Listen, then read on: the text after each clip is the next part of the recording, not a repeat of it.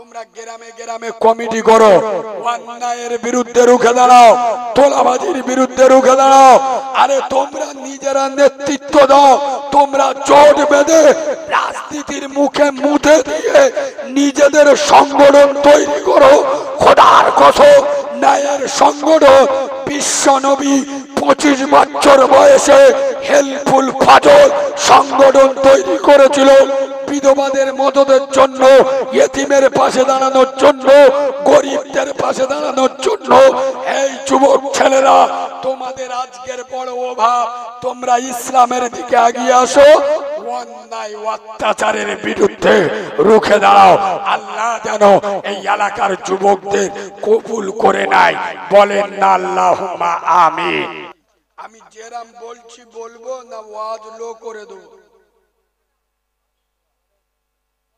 বলবে তো সর্বনাশ করে।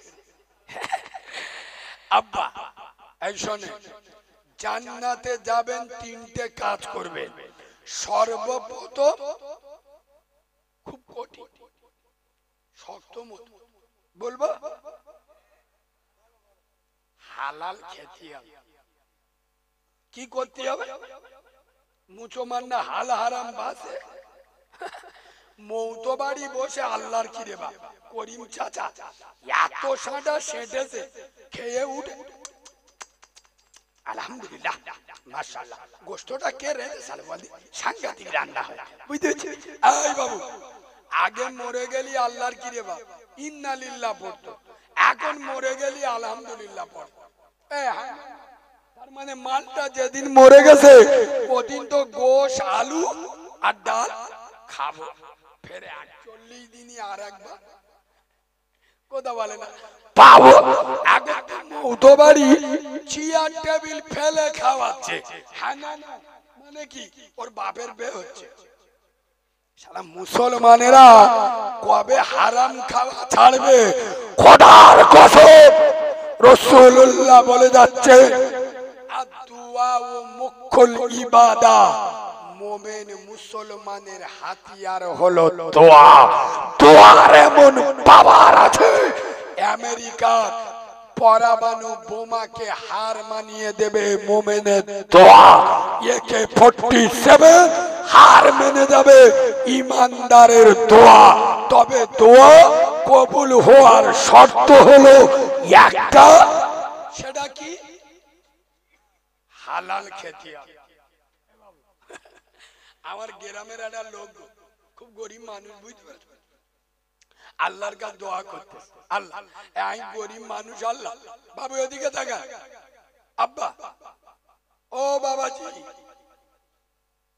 পিছনের দিক তাকাচ্ছে, সামনে আমি বসে আছি, ছোট মতো মলসা পছন্দ হয়নি, চাচা পিছনে দেখতে। বাবু, আমাদের গ্রামের একটা লোক, খুব গরিব মানুষ, আল্লাহর কাছে দোয়া করতে, আল্লাহ 2000 টাকা যদি আমি গুড়িয়ে পাই, আল্লাহর কি 1000 টাকা আমি নেবো, আমি গরিব মানুষ, আর 1000 টাকা শুক্রবার মসজিদে নামাজ পড়তে যাব, আমার বাপ এক জমা না, 1000 টাকা তোমার দেবো। কত? 2000 টাকা পেলে 1000 আমি নেবো, 1000 শুক্রবার তো যাবো মসজিদ, তোমার দেবো। মাল 3 দিন পরে ফকির তো গিয়া হাই রোডতে ঘরে ঢুকতে দেখে রাস্তার মাঝখানে দুটো 500 টাকার কড়কড়ে নোট পড়ে হয়েছে। দুটো 500 মানে কত? কথা বলে না, বিসমিল্লাহ বলে তুলে। হারাম মালে চুমো খাওয়া লোক আছে না নাই? কথা বলে না। কিছু কিছু খ্রিস্টানের ছানা আছে দেখবেন, এরা মুসলমান বলে দাবি করে, লটারি টিকিট কেটে বিসমিল্লাহ আল্লাহ একবার দিস, আল্লাহ প্রতি সপ্তাহে কাটতিস, আমার কপাল পুড়ে গেল, আল্লাহ একবার দে। আগো বিসমিল্লাহ বলে চুমো খায় না গায়, এও কি করে টাকাটা পেয়েছে, টক তুলে বিসমিল্লাহ আলহামদুলিল্লাহ আল্লাহ মাস পকেটে রেখে এবার হাত তুলে বলতে, আল্লাহ তোমার কি আমার উপর বিশ্বাস টিসাই নেই? আমি কি তোমার দিতুনি? তুমি আর 2-3 দিন সহ্য করতে পারলে না। আমি বললাম আমার বাপ এক জমানে, আমি কি তোমার দিদুনি? তুমি মালটা হাতে পেয়ে আগে নিজেরটা কেটে লেছো। এরা ওয়াজ মনে হয় বুঝতে পারে, বুঝতে পারে। আরে ও তো করেছিল কত কত 2000 পেয়েছে কত। ও মনে মনে করতে যে আল্লাহ মালটা হাতে পেয়ে আগে নিজেরটা কেটেলে। এ শালা গবন মুসলমান না, কথা বলে না। খোদার কসম দুটো পায়ে ধরে বলে যাচ্ছি, হালাল খান, হালালে বরকত আছে, হারামে বরকত। বলো বলো। আমি নবে বাবু, আমি একটু বাস্তব কথা বলি তো, কিছু কিছু লোকের সেন্টিমেন্ট লাগে। আপনাদের এলাকায়ও পরীক্ষা করে দেখে নেবেন, যারা লোকের ঝেড়ে খায়, মেরে খায়, কেড়ে খায়, হঠাৎ টাকা করেছে, জব কার্ডের টাকা মেরে খেয়ে 4 তলা বিল্ডিং করে, এ শালারা বেশি বিপদে পড়ে না পড়ে না? মরণের আগে দুনিয়ায় এদেরকে আল্লাহ দেখাবে, মরণের পরেও দেখাবে। হ্যাঁ না না, কথা বলে না। পার্থ চ্যাটার্জির ঘর থেকে শুধু 50 কোটি টাকা ক্যাশ পে, শালার পেট যান আমেরিকার রাজ্য। বেশি হারাম খাস নে, খোদার কসম দুটো পায়ে ধরে বলে যাচ্ছি, হালালে বরকত আছে, হারামে বরকত নাই। আরে বিশ্বনবী হাবিবুল্লাহ খালি নবীর ওয়াজ শুনে কাঁদেন। একটা নবীর ওয়াজ করি শোনেন। নবীজি একদিন আম্মা জান ফাতেমার বাড়ি গিয়ে একবার সুবহানাল্লাহ বলো। সুবহানাল্লাহ তুবড়ে গেছ কেন? একটু ভালোবেসে সুবহানাল্লাহ বলো, একটু জোরে সুবহানাল্লাহ বলো। নবীজি আম্মা জান ফাতেমার বাড়ি গেছে, খুব গুরুত্ব দিয়ে শোনে। দরজার কাছে গিয়ে নবীজি ডাকছে, ফাতেমা, আমা ফাতেমা। কোন আওয়াজ, নবীজি আবার ডাকছে ফাতেমা, দেখছে কোনো আওয়াজ নেই। রাসূলুল্লাহ আবার ডাকছে মা, আওয়াজ নেই। নবী ফিরে আসছে, হযরতে ফাতেমা ঘরের ভিতর থেকে আওয়াজ দিচ্ছে, আব্বা আব্বা। আমার নবী বলছে, ফাতেমা তুমি বাড়ি আছো, আমি তোমার আব্বা ডাকছি, আমার ডাকের আওয়াজ দিলে না? ইয়া রাসূলুল্লাহ, ইয়া হাবিবাল্লাহ নবী, হুজুর আপনি আমার বাড়িতে প্রবেশ করার আগে আপনার গায়ে যে চাদরটা আছে, ওই চাদরটা আমার ঘরের মধ্যে আপনি আগে নিক্ষেপ করে দেন। কেননা ইয়া রাসূলুল্লাহ, ইয়া হাবিবাল্লাহ নবী, আপনি আমার বাপ, আপনি জন্ম দেওয়া পিতা। ইয়া রাসূলুল্লাহ, আমি ফাতেমা এমন একটা শাড়ি পরে আছি, এত ছেঁড়া তালি দেবার মতো জায়গা নাই, যে কাপড় পরে আমার আব্বার সামনে আমি দাঁড়াতে পারবো না। এ ফকির তকিয়ার মুসলমান সারা জীবন ওয়াজ শুনে যাবে, আমল করবে কবে? খোদার কসম রাসূলুল্লাহ চাদর ফিকে দিলেন, আর আম্মা জান ফাতেমা চাদরটা জড়িয়ে রাসূলকে বাড়ি পাঠালেন। আর নবীকে আম্মা জান ফাতেমা বলছে, আব্বা তোর একা নামাজ বাকি আছে, পড়েলি। আম্মা জান ফাতেমা নামাজ পড়লেন, রাসূলুল্লাহ বলছে, ফাতেমা দাঁড়াও দাঁড়াও, আয় ফাতেমা নামাজের পাটি তোলো, নামাজের পাটি তোলো। আম্মা জান ফাতেমা নামাজের পাটি তুলেছেন, একবার সুবহানাল্লাহ বলো। দেখছে স্বর্ণ মুদ্রা, মানে সোনার টাকা। হাই হাই, যে নবী জেগে থাকলে আল্লাহর সাথে কথা হয়, যে রসুল ঘুমালে খোদার সাথে দিদার হয়, যে নবী ইয়াসিরের জমিনে পা দিলে সোনার মদিনা হয়, সুবহানাল্লাহ বলে। সেই নবী বলছেন, ফাতেমা নামাজের পাটি তোলো। আম্মা জান ফাতেমা নামাজের পাটি তুলে দেখছে সোনার টাকা ভর্তি। আমার নবী বলছে, ফাতেমা কত লেবার, কত নিতে পারো না, তবে ফাতেমা আমি তোর আব্বা, আমি বিশ্ব নবী, আমি আমেনার লাল, আমি আব্দুল্লাহর বেটা, আমি নূরে মুহাম্মদ বলছি, দুনিয়ার সুখ শান্তি তোমার যদি বেশি হয়ে যায়, আল্লাহ কিয়ামতের দিন পরকালের সুখ শান্তি আল্লাহ কমিয়ে দেবে। খোদার কসম, রাসূলুল্লাহ এতটুকু বক্তব্য শুনে আম্মা জান ফাতেমাতুল জোহরা নামাজের পাটিটা ফেলে দিয়ে সোনার টাকার উপরে ফেলে দিয়েছিল। হে ফকির তকিয়ার মুসলমান, আমি তোমাদের দুটো পায়ে ধরে বলে যাচ্ছি, জান্নাতে যদি যেতে চাও দুটো কাজ করবে। এক, হালাল খাবেন। দ্বিতীয়, 5 ওয়াক্ত নামাজ পড়বেন। 3 নাম্বার, বাপ এবং মাকে খেদমত করবেন। আল্লাহর জান্নাতে চলে যাবেন। একবার জোরে বলুন সুবহানাল্লাহ, একবার দরুদ শরীফ আল্লাহুম্মা।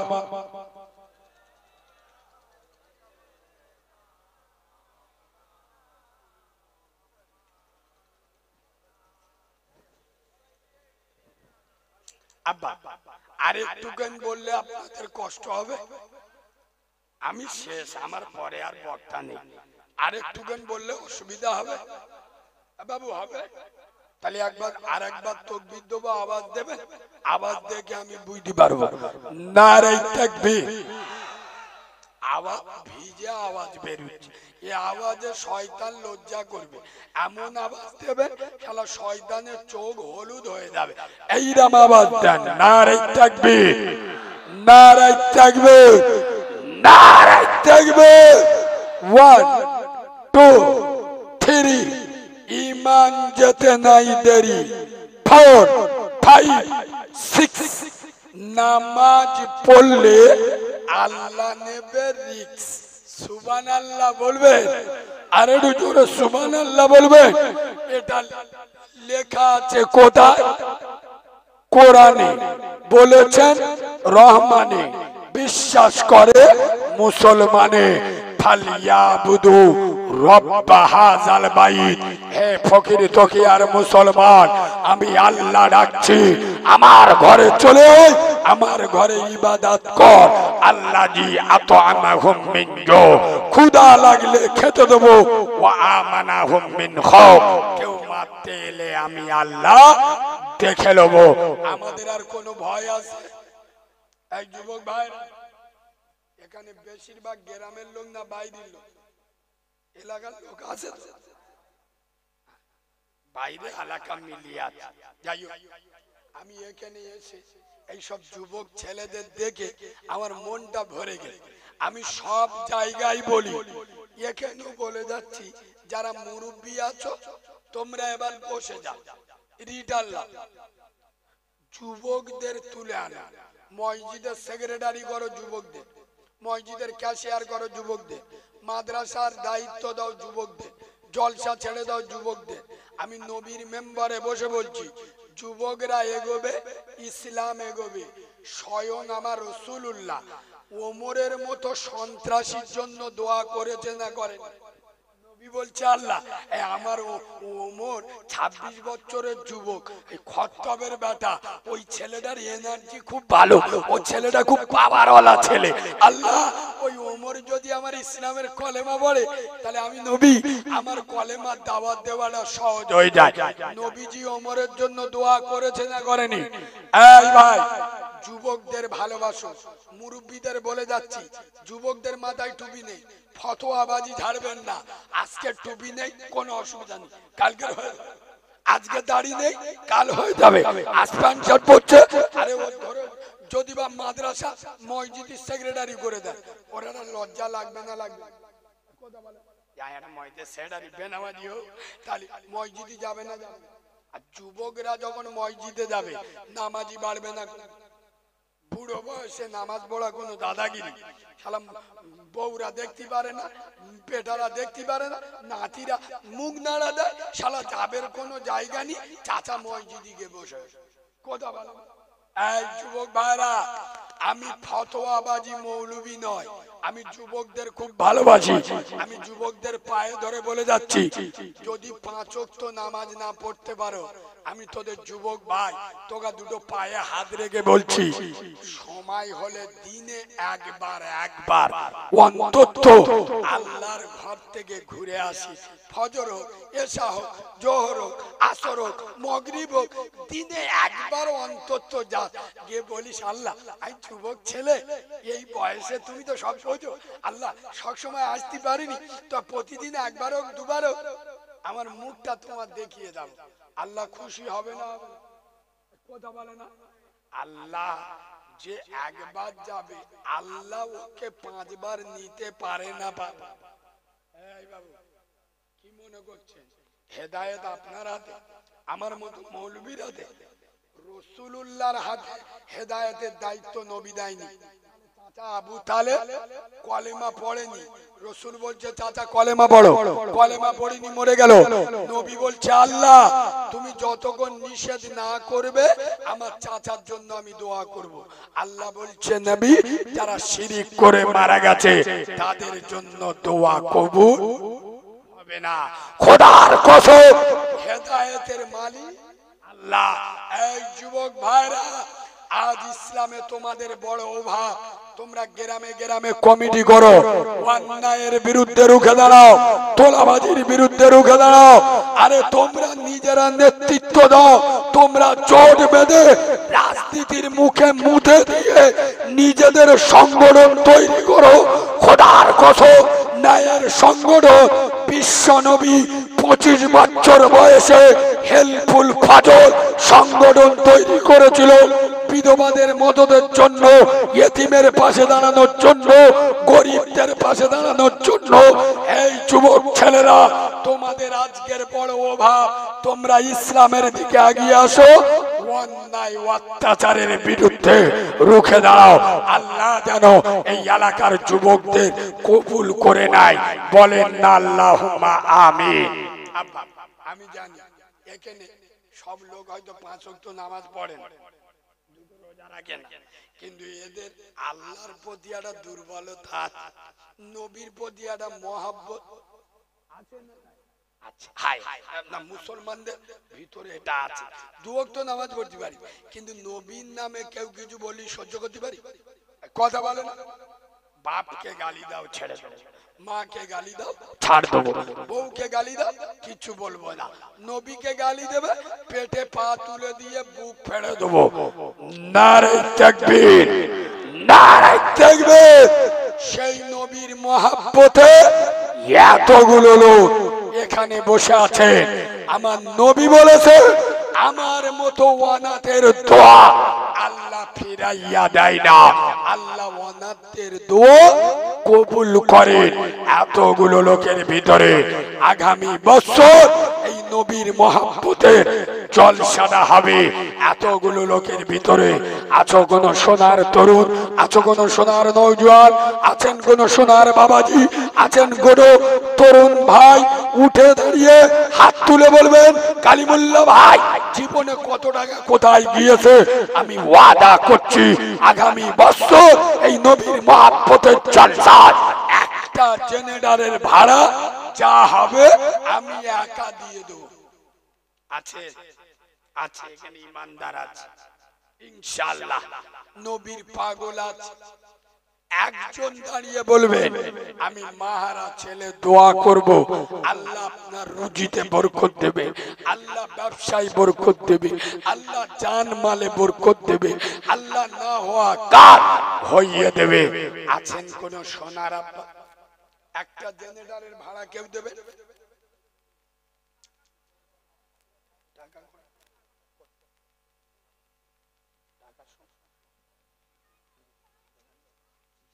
না বাবাজি ঠিক বলেছে যে টাকার সংখ্যা শুরু করুন। ভাই আগামী বছর যদি আল্লাহ বাঁচিয়ে রাখে নবীর মহব্বতে আমেনার লাখকে খুশি করার উদ্দেশ্যে 5000 টাকা দেবেন। এরম কোন সোনার আব্বা আছো? যে আল্লাহ যদি আমাকে বাঁচিয়ে রাখে 1 বছর পরে 5,000 টাকা নবীর মহব্বতে আমি একা দিয়ে দেবো।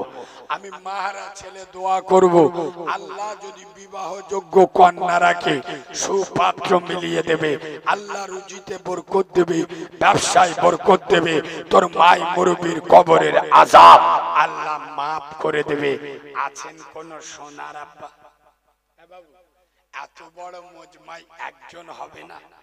5,000 টাকা, 5,000 টাকা কোন যুবক ভাই, তরুণ ভাই, ব্যবসায়ী ভাই, নওজোয়ান ভাই, দোকানদার ভাই, যে তার প্রসবিনী মায়ের থেকে, যে তার ওয়ান্দাঙ্গিনী, নয়ন রঞ্জিনী, ভুমন মোহিনী, মদিনার লাবণ্যময়ী, এই বাংলার লাবণ্যময়ী উপবধী স্ত্রীর থেকে আমার নবীকে বেশি ভালোবাসে একজন আশিক রাসূল উঠে দাঁড়িয়ে বলবেন না ইনশাআল্লাহ 5,000 টাকা 1 বছর পরে আমি একা দিয়ে দেব? নাই। আয় আব্বা এটা হিকমত করে বলুন না, খোদার কসম আপনি মরে যাবে, আপনার কবরের মাটি শুকোবে না, আপনার ছেলেমেয়েরা আপনার সম্পত্তি নিয়ে মারামারি করবে।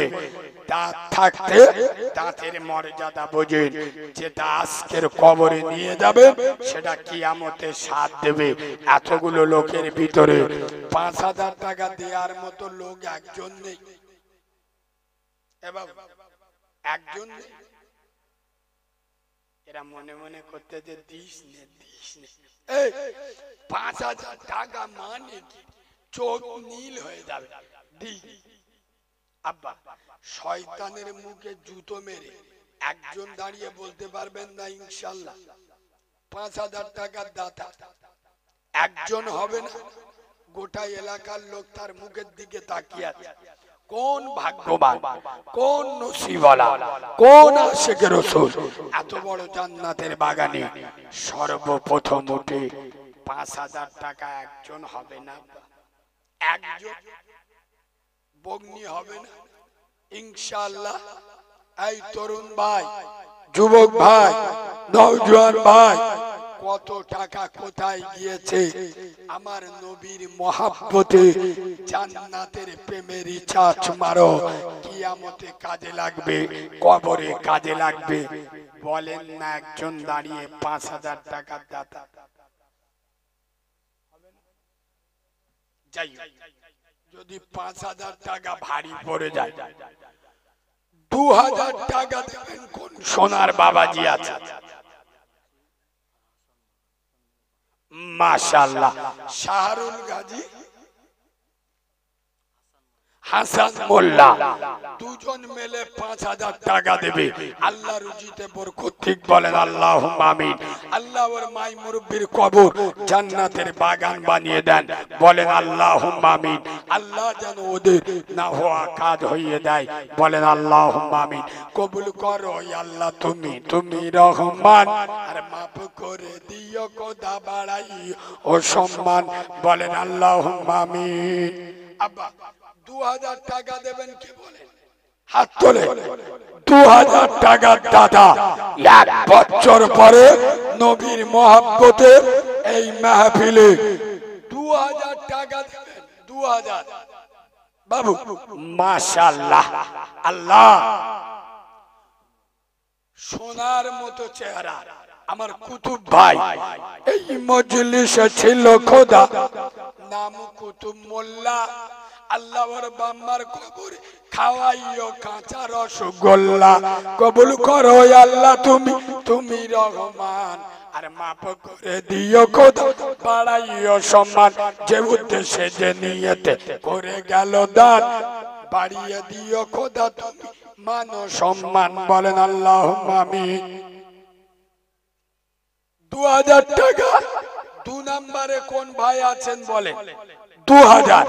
আর একজন বলে বাবাজি কত টাকা কোথায় গিয়েছে? 2,000 টাকা। আর একজন বলুন। এই হ্যালো কই মাওলানা সাহেব?